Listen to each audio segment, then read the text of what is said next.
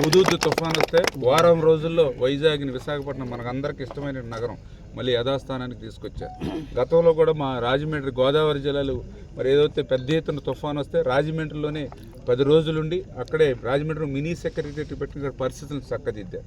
ఇది కూడా అట్లనే విజయవాడలో ఆయన 10 రోజులు అక్కడుండి యథాస్థానానికి మళ్ళీ తీసుకొచ్చారు. నిజంగా గతం లాంటి వ్యక్తి ముఖ్యమంత్రిగా ఉండుంటే ఈ రోజు కూడా వరదలోనే విజయవాడ ఉండేది. అది నేనేదో అతిశక్తి చెప్పట్లేదు, ఎందుకంటే మీకు తెలుసు అన్నమయ్య కొట్టుకుపోతే ఈ రోజు కూడా దానికి అతిగతి లేదు.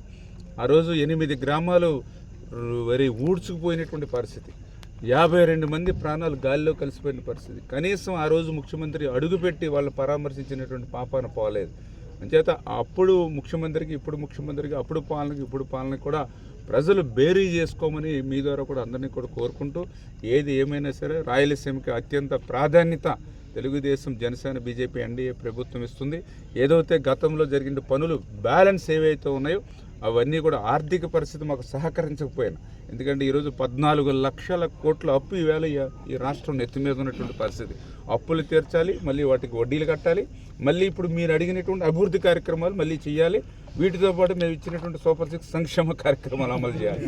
ఇన్ని సవాళ్ళు మా మీద ఉన్నా కూడా ఖచ్చితంగా వాటిని ఒక్కొక్కటి నెరవేర్చుకుంటూ ఈ సవాళ్ళని ఎదుర్కొనే శక్తి చంద్రబాబు నాయుడు గారికి ఉంది. ఆయనకి తోడుగా పవన్ కళ్యాణ్ గారు ఉన్నారు. వీళ్ళిద్దరికీ తోడుగా పైన నరేంద్ర మోడీ గారు ఆశీస్సులు ఉన్నాయి. కాబట్టి తప్పనిసరిగా ఈ యొక్క ప్రజాప్రభుత్వం మీ అందరికి కూడా న్యాయం చేస్తామని మరొక్కసారి మీ అందరికి కూడా తెలియజేస్తున్నాం.